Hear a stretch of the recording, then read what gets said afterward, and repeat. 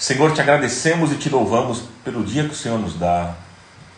O Senhor é fiel, o Senhor é um Deus de graça e de bondade. E é por isso que nós estamos aqui e reconhecemos que o Senhor tem sido misericordioso conosco. Obrigado pela tua companhia conosco todos os dias da nossa vida. Nós não estamos sós. Nós temos a tua presença, nós temos a tua companhia conosco e nós te agradecemos por isso. Tua palavra é viva, verdadeira, tu és fiel. E eu peço ao Senhor que nesta manhã fale o nosso coração, fale conosco e desvenda os nossos olhos. Nós agora estamos concentrados naquilo que o Senhor vai falar.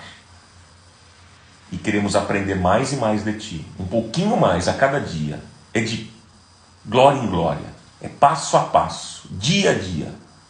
Nós vamos sendo transformados. Louvado seja o teu nome.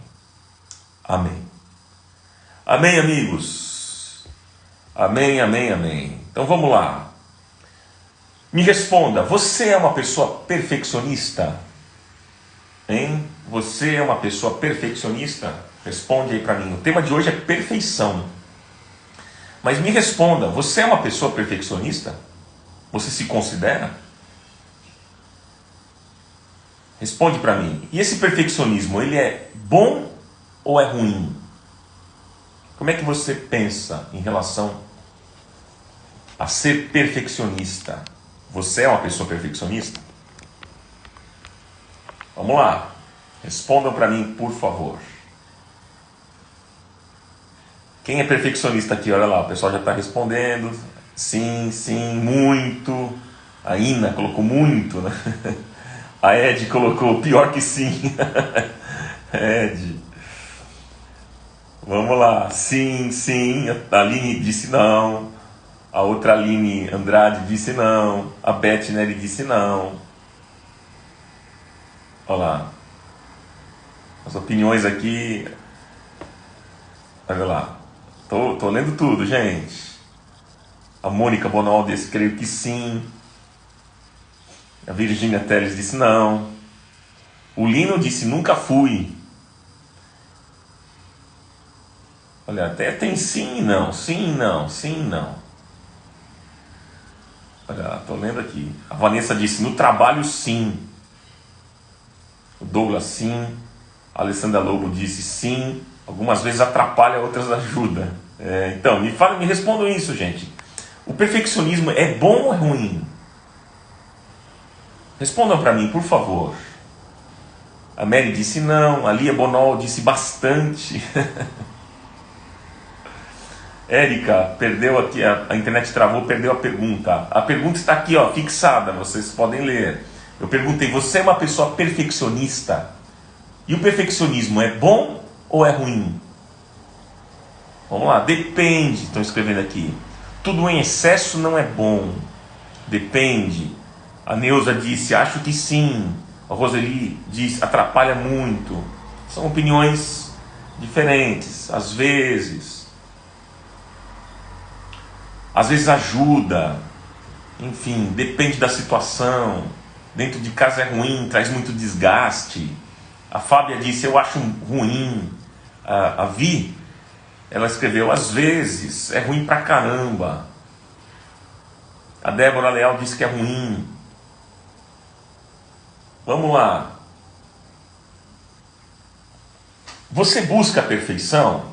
Você busca a perfeição? Me responda isso também. Você busca a perfeição? Vamos lá.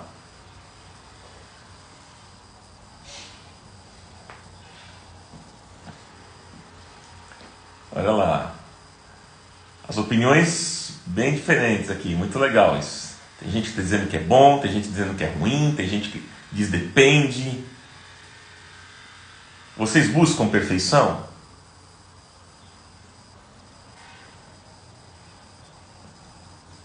Ó, vamos fazer o seguinte, vamos ler um texto aqui. Esse texto ele é forte, gente. É um texto forte. Mateus capítulo 5. Você precisa abrir esse texto comigo. Abra lá, Mateus 5:43. Você consegue abrir comigo? Abra. Mateus 5, 43. Olha o que é que está dizendo as Escrituras, gente. Olha o que é que diz. Mateus 5, 43. Jesus dizendo, gente, preste atenção nesse texto que é forte. Veja só. Vocês ouviram o que foi dito?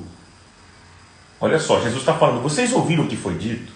Ame o seu próximo e odeie o seu inimigo. Isso é o que havia sido dito. Ame o próximo e odeie o inimigo. Mas Jesus disse, eu lhes digo, o que foi dito foi isso. Para amar o seu próximo e odiar o inimigo. Mas eu estou dizendo, disse Jesus, amem os seus inimigos. Olha como Jesus sempre vai pelo caminho contrário. Amem os seus inimigos e orem por aqueles que os perseguem, para que vocês venham a ser filhos de seu Pai que está nos céus. Porque Ele faz raiar o seu sol sobre os maus e bons, e derrama chuva sobre justos e injustos.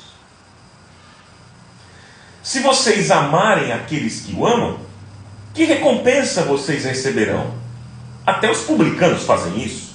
E se saudarem apenas os seus irmãos, o que estarão fazendo demais? Até os pagãos fazem isso. Agora, olha só o que Jesus fala, gente. Jesus diz assim, no versículo 48. Portanto, sejam perfeitos. Gente, Jesus está falando. Sejam perfeitos como é perfeito o Pai Celestial de vocês. Que forte isso, amigos. Sejam perfeitos, disse Jesus, como o Pai Celestial é perfeito. Que desafio é esse? Que loucura é essa? Mas vamos lá. Nós vamos meditar. O que é que Jesus estava querendo dizer com esse ser perfeito? Ser perfeito como Deus. O que é isso? O que é isso? É muito forte, gente. O que é isso? Nós vamos estudar hoje. Portanto, não saia, não desligue, porque você vai entender o que Jesus está querendo dizer aqui. Gente, mas vamos lá. Deixa eu fazer uma introdução com vocês. Olha, buscar a perfeição é algo bom? É algo bom buscar a perfeição? Gente, todo mundo almeja a perfeição. Eu não estou falando de perfeccionismo, estou falando de buscar a perfeição. Nós buscamos a perfeição. Vejam, os artistas, eles buscam a perfeição no que fazem. Seja na pintura, na escultura, na música, na dança. Busca a perfeição. Os cientistas, os esportistas, também buscam a perfeição. Não é verdade? Enfim, todos buscam a perfeição em alguma área. Todos.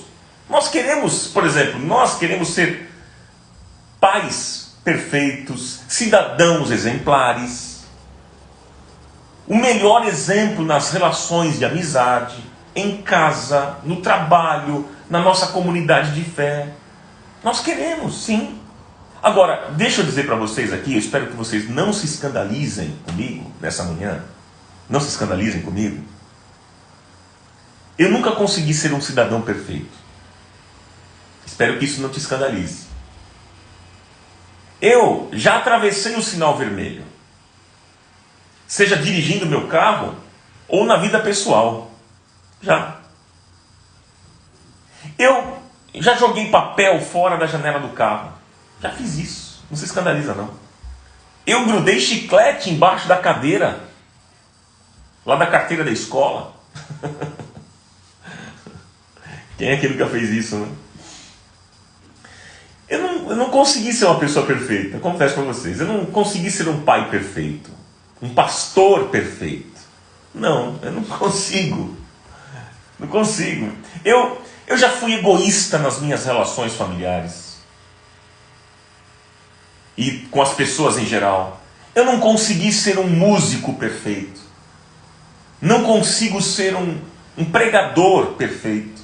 Enfim, eu não consegui fazer nada perfeito, gente.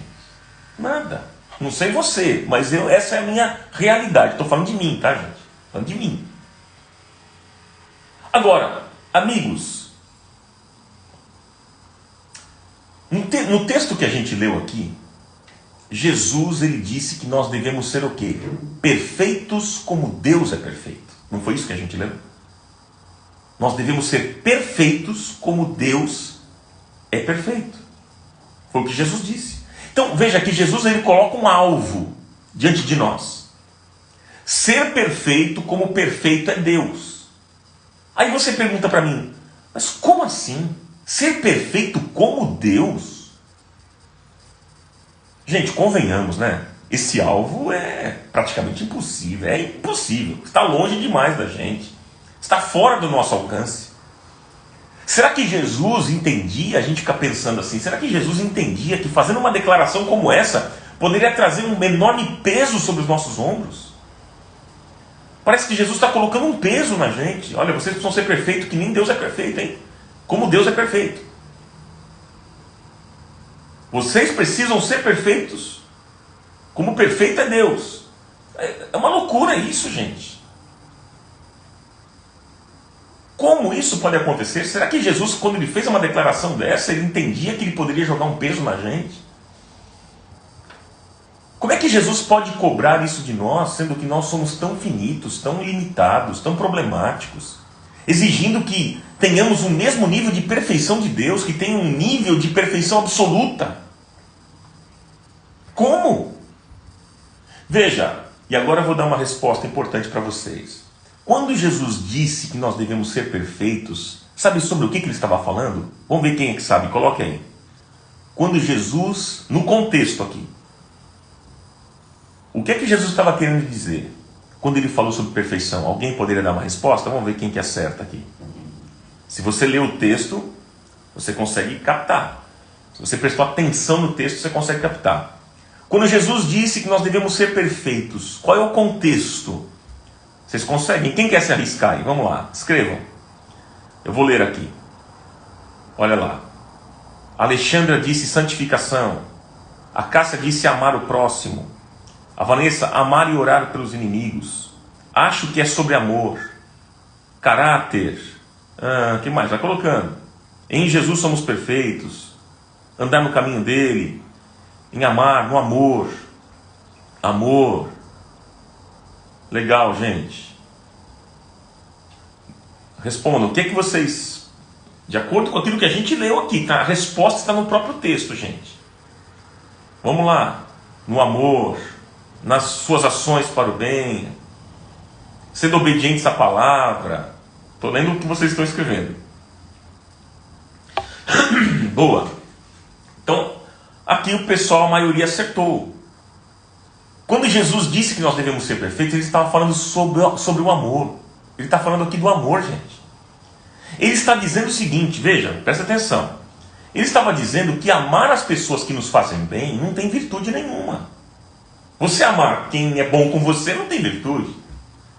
Mas o nobre mesmo é amar os inimigos. Porque é assim que Deus nos ama. Como é que a gente sabe que Deus ama os seus inimigos? Como é que a gente sabe? O texto disse. Porque ele faz vir o sol e a chuva sobre maus e bons. Ou seja, ele não separa as pessoas. O sol e a chuva vêm para todos, para os maus e para os bons. Ele não separa.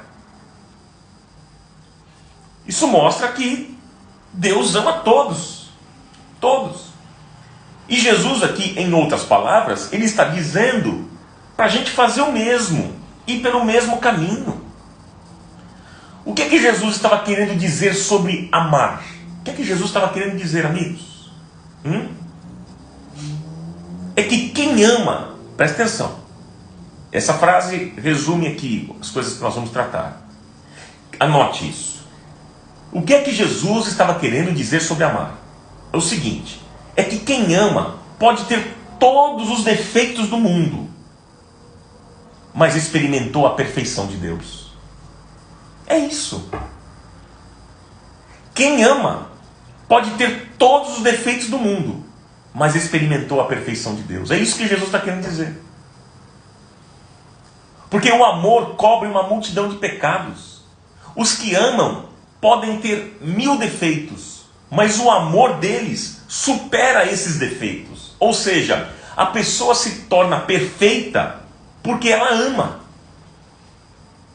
Essa era a perfeição que Jesus estava se referindo. Deu para entender, amigos? Agora, pergunta que lhes faço: por que o amor de Deus é perfeito? Por que o amor de Deus é perfeito? Olha só, porque a decisão de Deus amar é incondicional e unilateral. Escreva isso. A decisão de Deus amar é incondicional e unilateral. Incondicional, como assim? Por quê? Veja, quem ama, quem não merece, significa que ele não foi estimulado pela pessoa para amar. O amor não é uma reação, gente. O amor é uma decisão. De acordo com o texto aqui, Deus não ama apenas os amigos dele. Deus ama também os inimigos dele. Por isso que o seu amor é incondicional. Entenderam? Mas o amor de Deus também é unilateral. É incondicional e é unilateral. Por quê? Porque não está esperando. O amor de Deus não espera o retorno do outro. Não espera um retorno seu. Ele ama porque é natural dele amar. É uma iniciativa de Deus amar. Ele não espera um retorno teu para ele poder te amar. Ele te ama e ponto final, porque a natureza dele é essa. Compreende, amigos? Deus ama, Deus valoriza cada pessoa como alguém especial. Ninguém é um estorvo ou uma vida indesejada para Deus. Todos são preciosos e queridos de Deus. O amor de Deus não muda até quando nós falamos besteiras ou fazemos besteiras. O amor de Deus por nós não termina, não acaba, não cessa. Ele pode discordar do que você está fazendo, porque ele não compactua com o pecado. Deus abomina o pecado, mas ele ama o pecador, ele ama você, ele ama a mim. O amor não muda. Deus não vai deixar de amar você. Ah, mas eu cometi um erro grosseiro, será que Deus deixou de me amar? Não, Deus não deixou de amar você. Ele pode não aprovar, são coisas diferentes, amigos. Ele pode não aprovar o que você está fazendo. Está errado, é pecado. Mas o amor dele continua. Porque o amor, como eu já falei aqui e alguém escreveu de novo, o amor não é uma reação, é uma decisão. Deus decidiu amar você. E o amor de Deus nos chama para a intimidade. As músicas que nós tocamos nos cultos das nossas igrejas, elas não são para encher o prédio, para colorir a reunião, mas é uma celebração de uma intimidade. E por que isso? Porque nós entendemos que Deus nos ama chamando para a intimidade. Talvez você cresceu num lar que não tinha afeto. Você cresceu num lar que não tinha carinho, não tinha toque, não tinha proximidade. Mas hoje você pode entrar numa dimensão de amor que te chama para a intimidade, para o afeto, para dizer te amo. Meus amigos, isso tudo então nos coloca frente a frente com a possibilidade da gente aprender e crescer no amor. Nós precisamos aprender e crescer no amor. E Jesus está dizendo que quem aprender, viver e conviver nesse ambiente do amor pode ter muitos problemas e defeitos na vida. Mas essa pessoa será tida como perfeita, porque ela amou.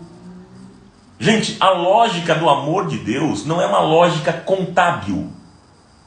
Deus não tem um livro de créditos e débitos. Não. Em que, se você estiver em débito, você vai para o purgatório. E se você tiver um saldo melhor, positivo, você vai para o céu. Não. O amor de Deus não tem essa lógica contábil.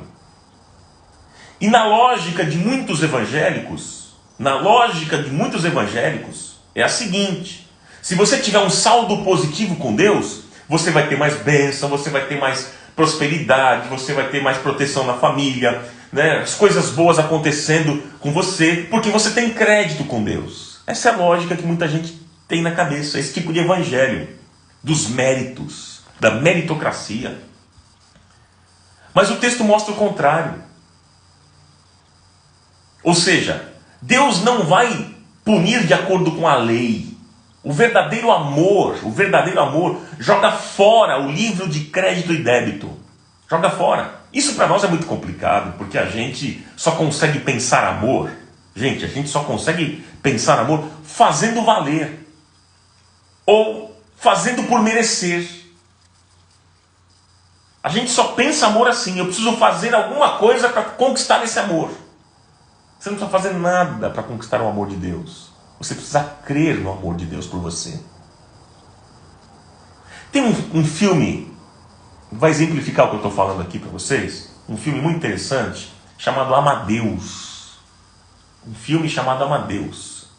É um filme que conta a história de dois grandes músicos, Mozart e Salieri. Muitos aqui conhecem, já ouviram falar, né? Desses dois músicos, grandes músicos. O Salieri, Mozart e Salieri. O Salieri, ele era um nerd. Ele estudava muito, né? Ele era disciplinadíssimo. Ele era correto, estudante de música. Mas ele não conseguia fazer uma música com a mesma excelência de Mozart. Ele era todo disciplinado e ele não conseguia fazer a sua música com a mesma excelência de Mozart. E o que dava um nó na cabeça do Salieri é que Mozart era um qualquer nota na vida. Um perdido na vida que vivia de baladas. Mas ele era excelente na música. E Salieri não entendia essa lógica. Ele pensava o seguinte, como é que Deus não o abençoava com talento e genialidade e abençoava e premiava o outro que era ruim, da pá virada? Ele não entendia isso. Eu sou tudo certinho, faço tudo certinho, sou disciplinado e eu não sou tão gênio e talento quanto o outro que é da pá virada. Ele não entendia. Então veja bem, amigos. O filme chama Amadeus, tá? Alguém perguntou. Amadeus. Isso. Alguém está escrevendo aí já. Boa. Gente, quem vive nessa lógica do crédito e do débito não pode entender um amor livre.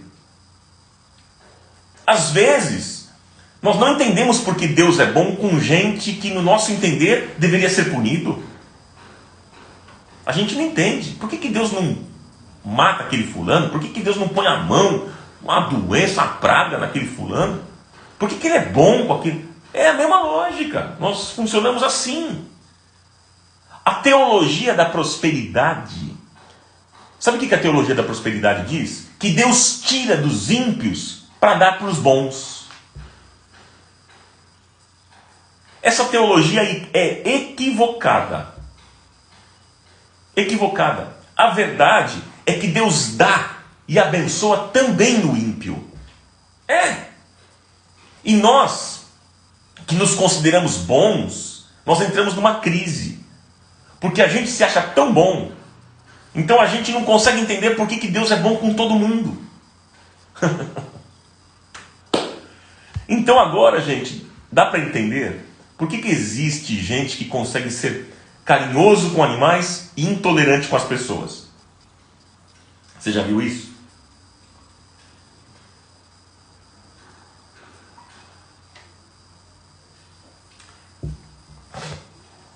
Agora a gente consegue entender por que tem gente que é muito carinhoso com animais e é intolerante com as pessoas. Por quê? Sabe por quê?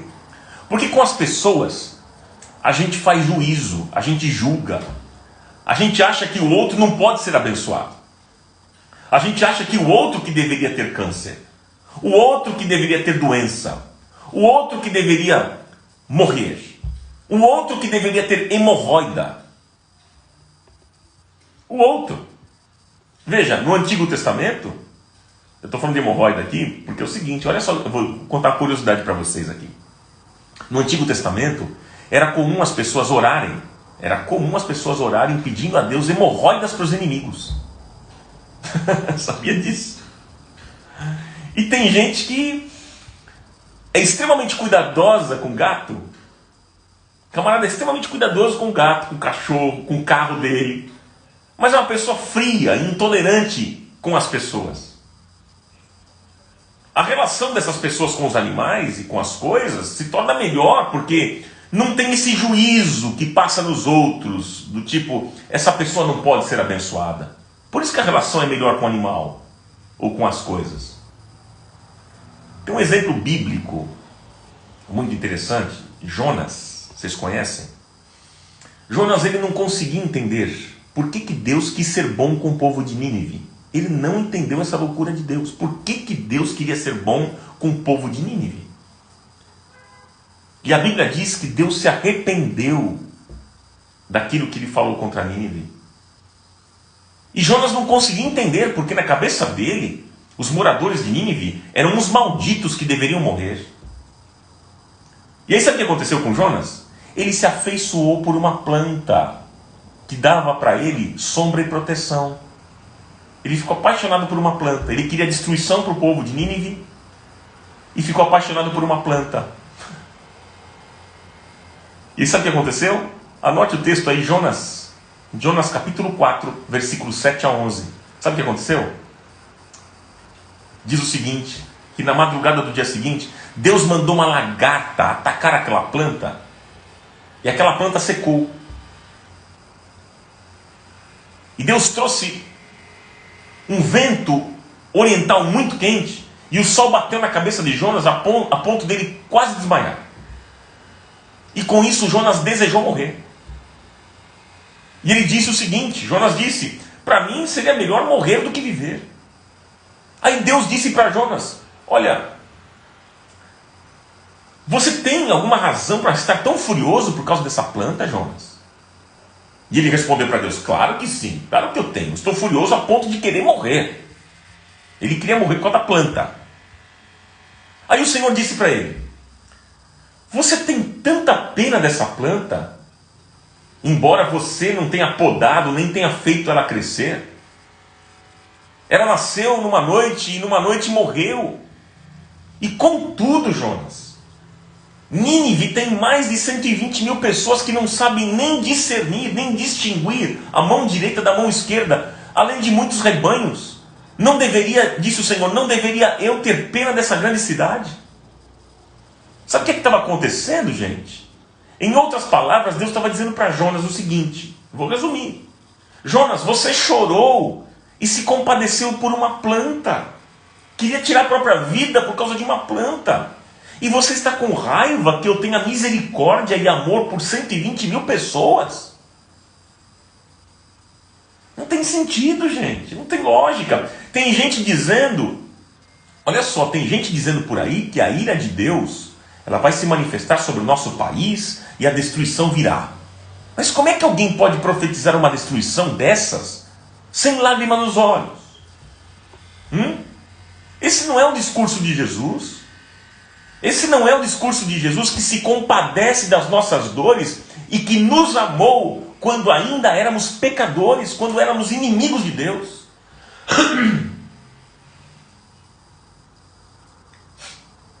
Gente, então veja bem, eu vou deixar 3 coisas para o seu coração nesta manhã. Anote aí.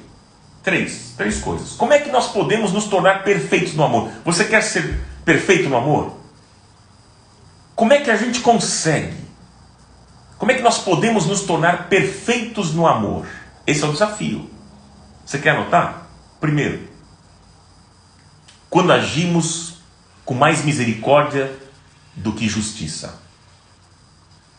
Se você quiser ser perfeito no amor, haja com mais misericórdia do que justiça.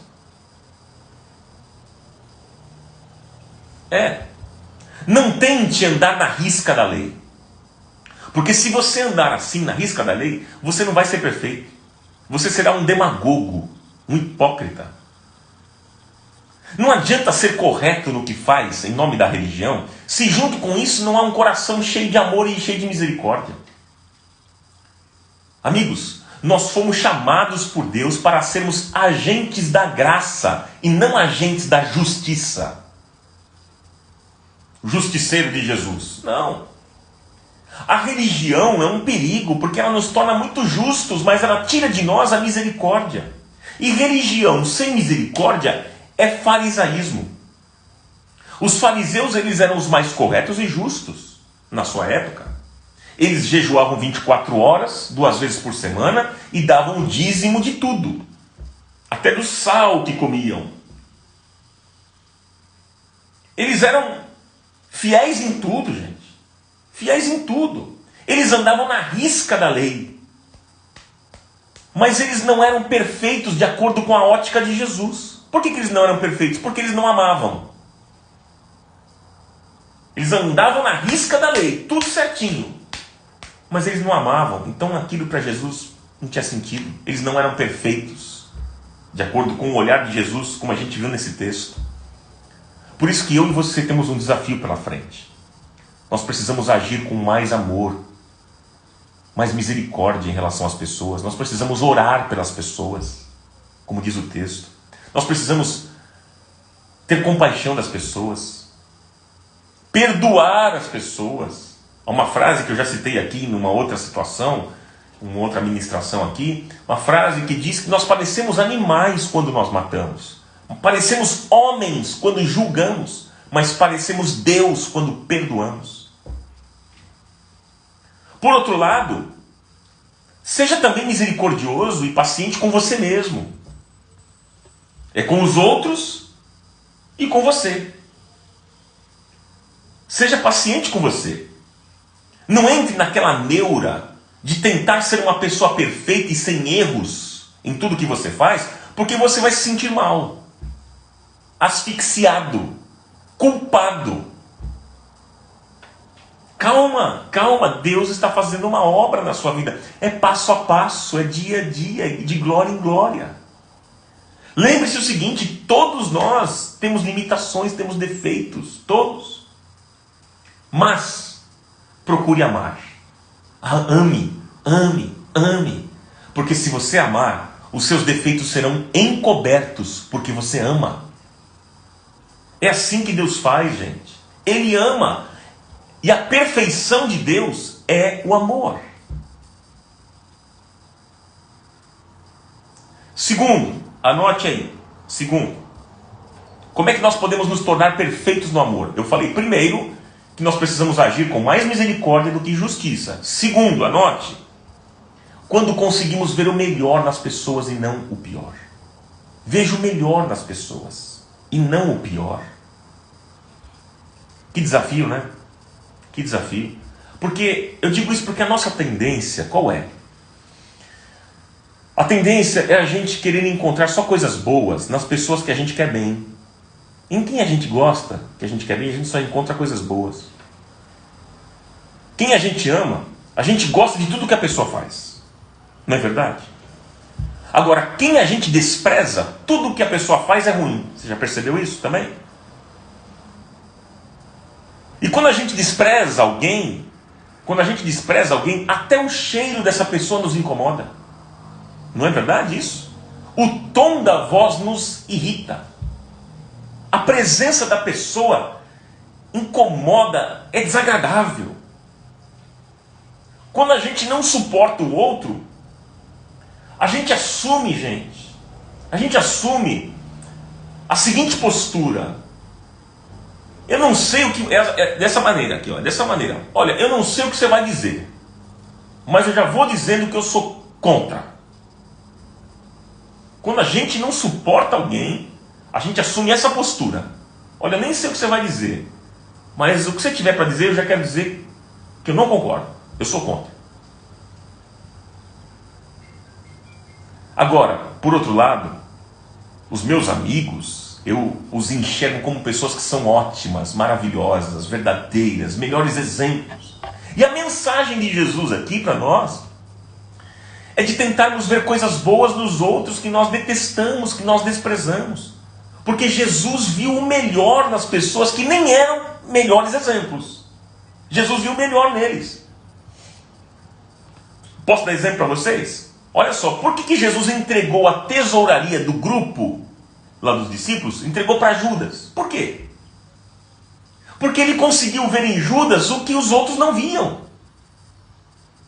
Jesus viu o melhor de João, por exemplo. João que pediu fogo do céu sobre os samaritanos. E quando foi morrer na cruz, Jesus deixou a sua mãe aos cuidados de João. Porque Jesus viu o melhor nas pessoas. Jesus conseguiu ver o melhor em Pilatos, Herodes, o melhor nos soldados que o crucificaram, ao ponto de Jesus dizer na cruz: Pai, perdoa-os, porque eles não sabem o que fazem. Olhe o olhar de Jesus para as pessoas.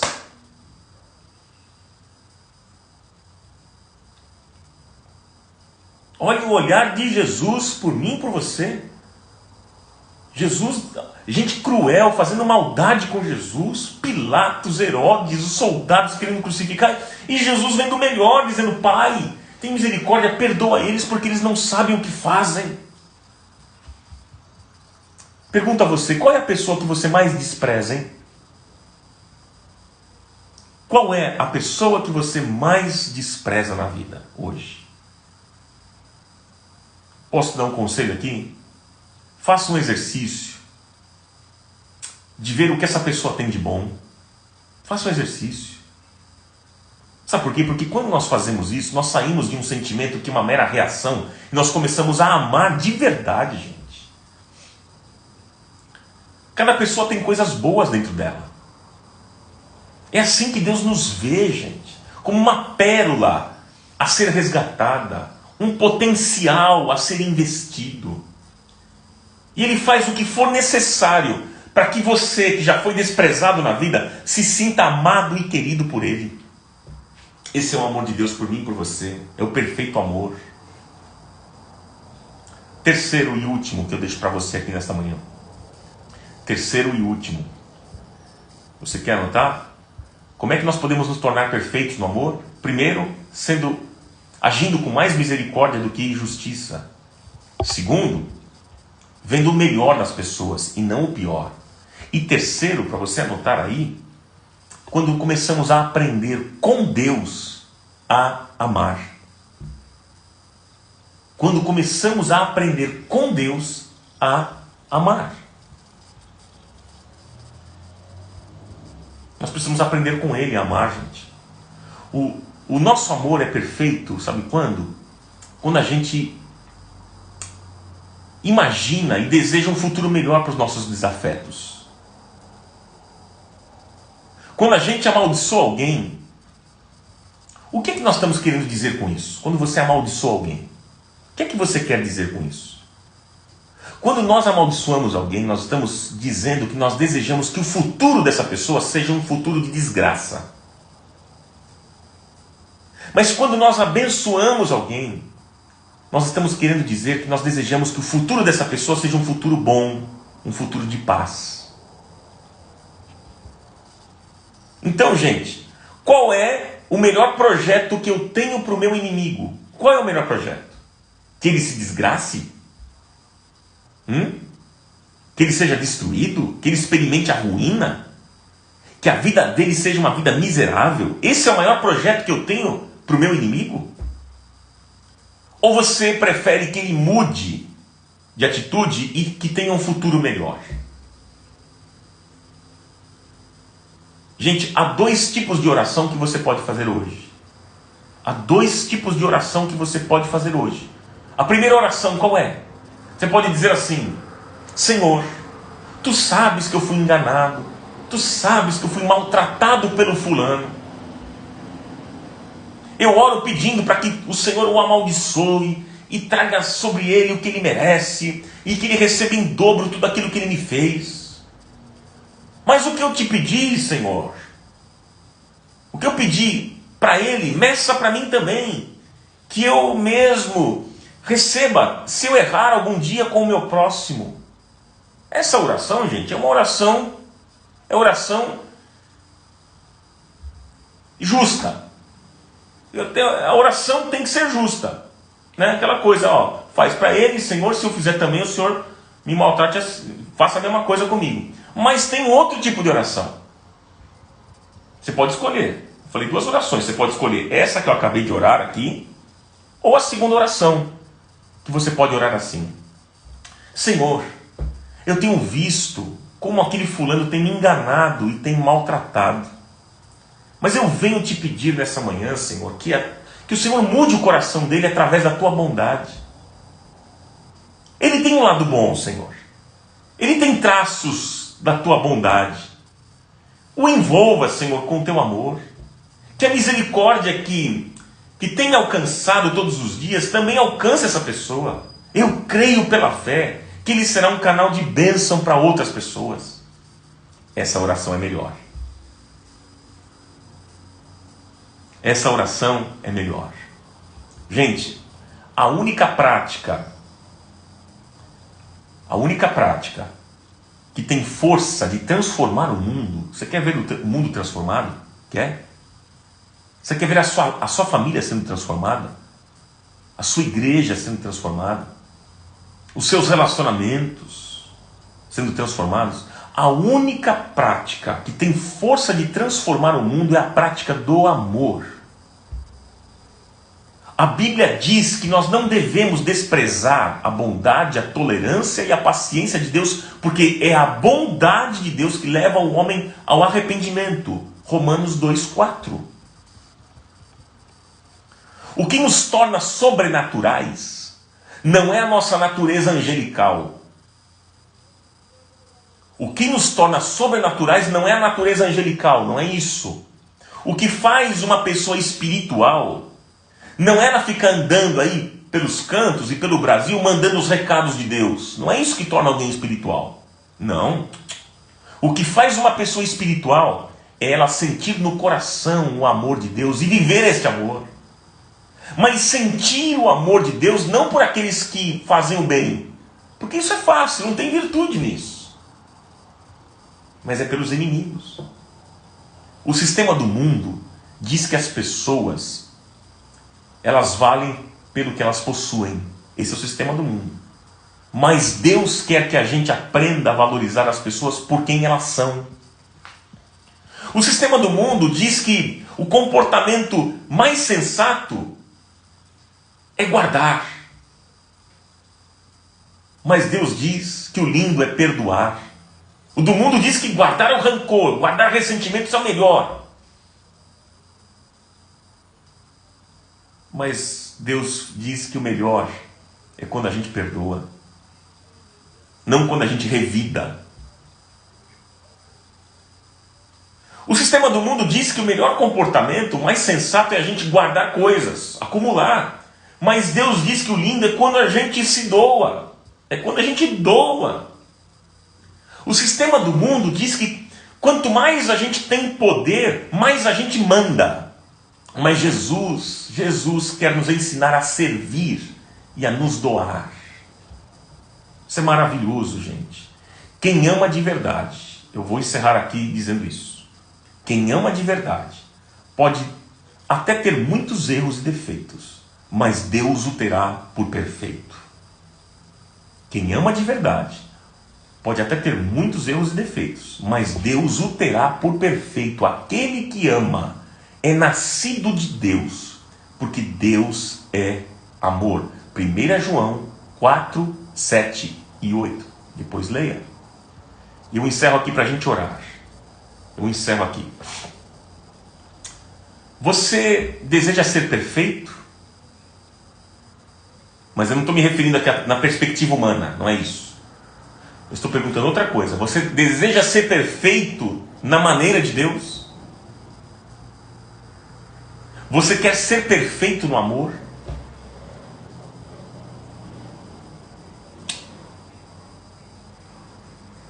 Ah, meus amigos, que o Senhor nos abençoe. Que o Senhor nos abençoe nesta manhã e encha o nosso coração com a presença dEle. Que possamos amar como Ele amou, perdoar como Ele perdoou.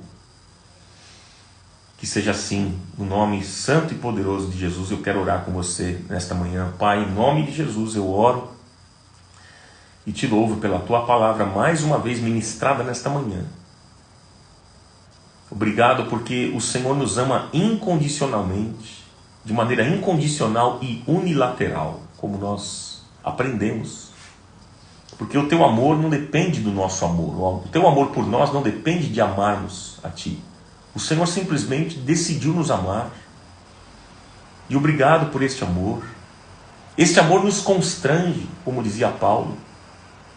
E a nossa resposta diante do amor que nós temos recebido, a nossa resposta natural é entregar a nossa vida e o nosso coração ao Senhor.